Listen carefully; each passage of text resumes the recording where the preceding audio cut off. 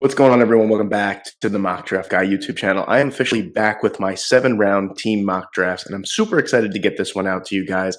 This is the New York Giants 7-round team mock. Now, full discretion, I know that everyone thinks that the Giants will probably target a wide receiver in the first round. And granted, you would be justified by thinking that. And I also think that it's definitely in play. I think re-signing Darius Slayton, signing Paris Campbell doesn't necessarily move the needle for me in terms of, okay, we're good at receiver. Even trading for Darren Waller, who's basically a glorified receiver, I don't think it means that they won't try and get a wide receiver in round one, but just assessing this roster right now, I just don't think drafting wide receiver in round one is justifiable right now. And I think there's only one wide receiver, maybe two wide receivers that I would consider drafting in the first round if they fall to number 25, and that's Jordan Addison, and that's Quentin Johnson. I don't really think that happens, so I think the Giants are going to have to go in another direction with this first pick. I think that you look at linebacker, you look at offensive line.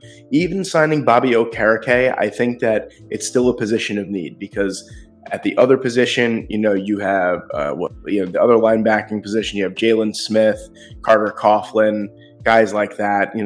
Like decent guys, but you could definitely get better. And that's actually the position that I'm going with here in the first round.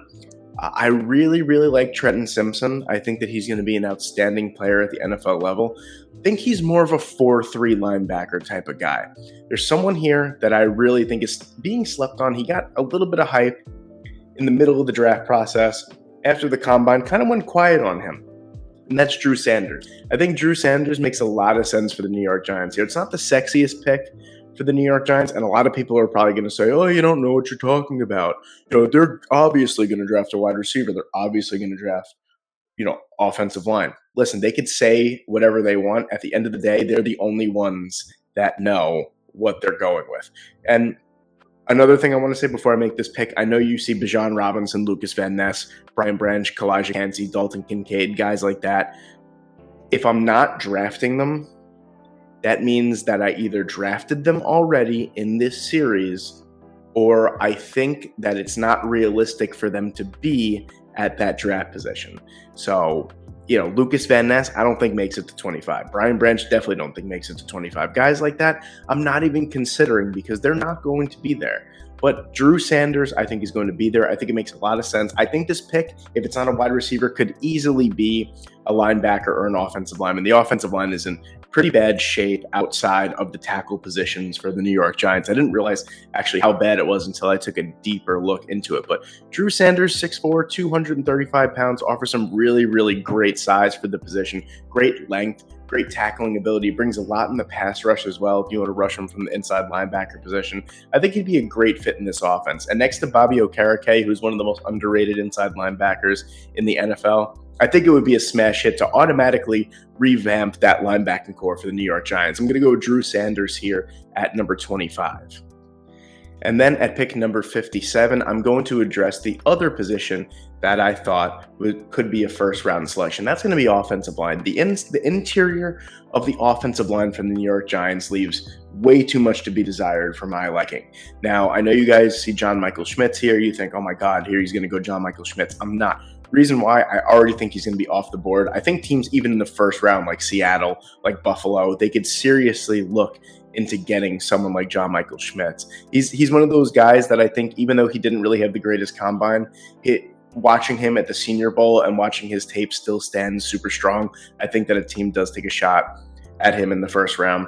I'm going to go Cody Mock here. I think that once he made the transition, at least I shouldn't say transition, once it was kind of noted that he was going to be playing more of a guard position in the NFL than tackle, I think there was much more appeal for me. I was very hesitant to draft him at the tackle position. It was mainly because he only weighed just above 300 pounds. He had a pretty slender frame for a 6'5" offensive tackle. I think guard suits him way better. He's, rock solid. He's a good athlete for the position as well. He's a mauler. He's nasty in the run game, and that's exactly what you need on the inside when you got a running back like Saquon Barkley. So I think Cody Mauch is taken here in the second round. He slides right in perfectly as your starting left or right guard. Who knows, maybe even center, but I'm going to go with the guard position here, and I'm going to take Cody Mauch at number 57. Then with the next pick for the Giants at number 89, I am going to draft a wide receiver. So you guys are probably saying, oh, thank God, finally. I really, really like some size for the Giants on the outside.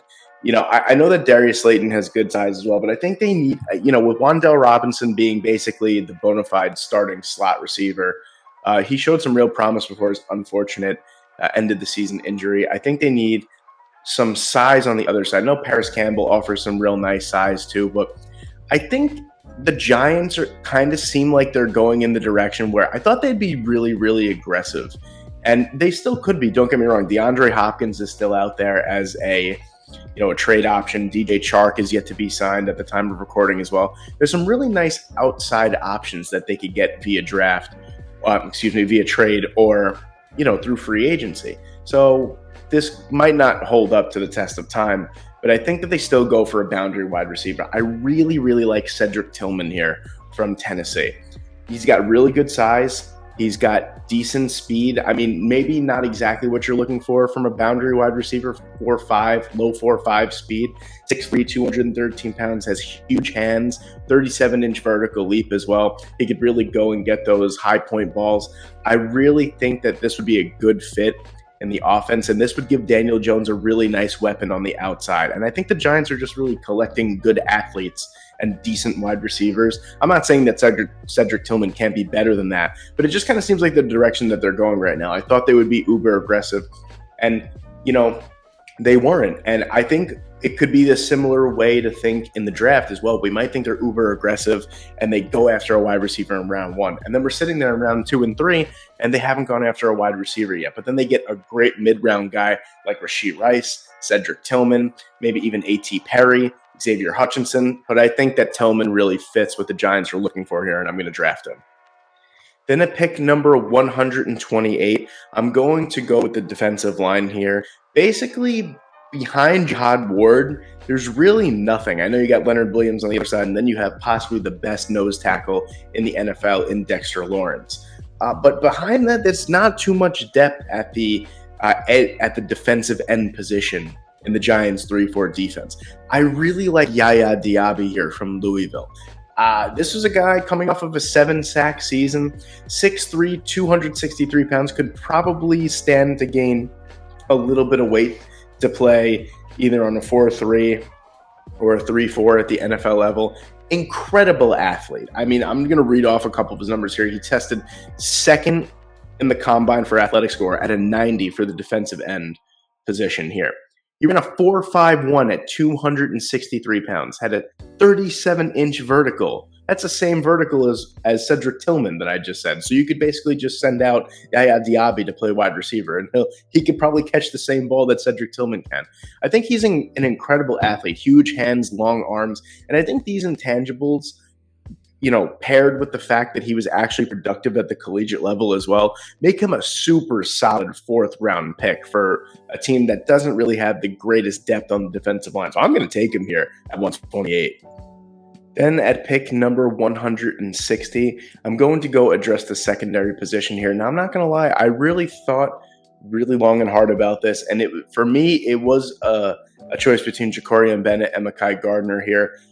Two prospects that bring completely different things. Gardner, he brings the physicality and the size at 6'2", 212, but his speed is an issue there at 4.55. And then Ja'Cory Bennett brings you the speed and the athleticism with literally 4.3 even speed, but also on the little bit more slender side at 5'11 and 188 pounds. But I think that regardless of the size, I think more appealing for the Giants is someone that has some real speed to keep up with those burners on the outside. Now, I know he's not the biggest guy, the most physical guy, but he does have speed and athleticism.